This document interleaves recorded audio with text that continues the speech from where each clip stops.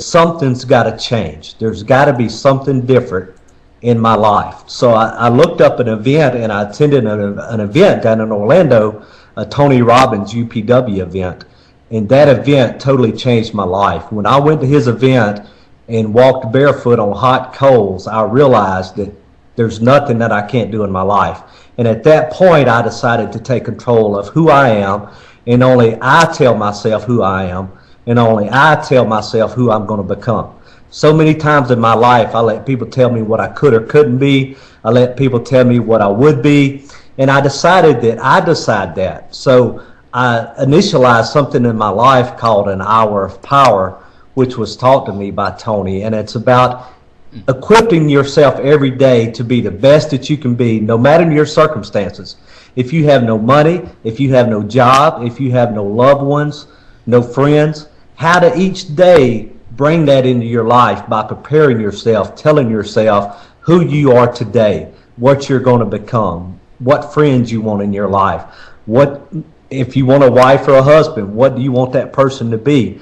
And I started instilling that in my life, and I sit here today, 3 years later, being trained to be a motivational speaker, being trained as an NLP practitioner, being financially secure again. Now I have my second child that's a little girl. So now I have a 6-year-old boy and a 21-month-old girl, and a wife that loves me and has been with me for 10 years and is a great spiritual soul and just really is my soulmate. And I contribute all that back to 3 years ago when I made that shift, when I decided I've had enough pain in my life and I was going to stop living in that story. I was just in a story, living that same cycle. Well, I'm here because of the car wreck. I'm here because of Katrina. I finally realized that I needed to learn from them situations and let that propel me instead of holding me back. And that's when I truly became the best person that I could be. Fantastic, Billy. Wow. That's incredible. And of course, I love Tony Robbins. He's one of my icons. I followed Tony Robbins ever since he was 20 years old. Wow. And he had a very similar story to yours. Right. Very, very similar. And yeah, and I mean it's absolutely fantastic that you are done what you have done and what you are doing, and I bet you're just getting started. Absolutely. All right. So what I'm connected to, and when I look at you, I don't see the burns, Billy. I really don't. Right. What I see is someone who figured out what personal power is. Mm-hmm. And he knows that nothing can stop you. The only thing that can stop you is you.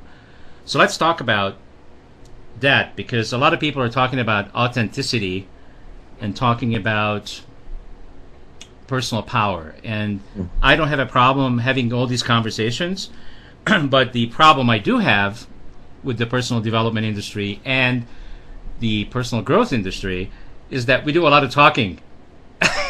Right. And we don't do enough doing. So right.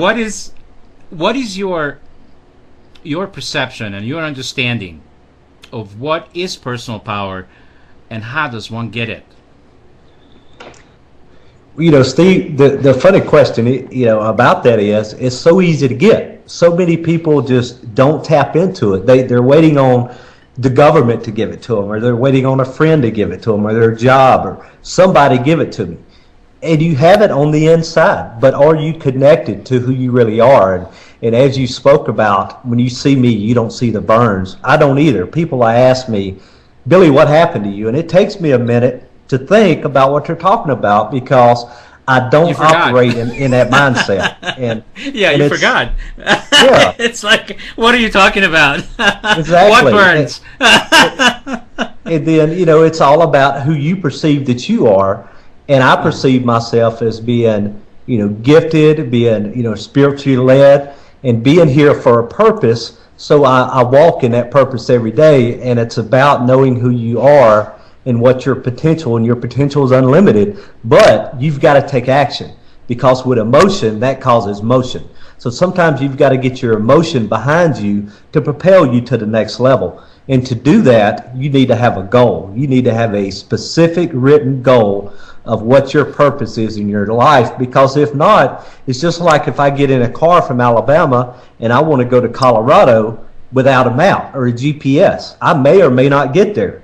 But if I have a defined purpose, I have a defined location where I'm going, then when I wake up every day, I have a burning desire of what I want to accomplish in my life and the lives that I want to touch. And that's what gets me up every morning.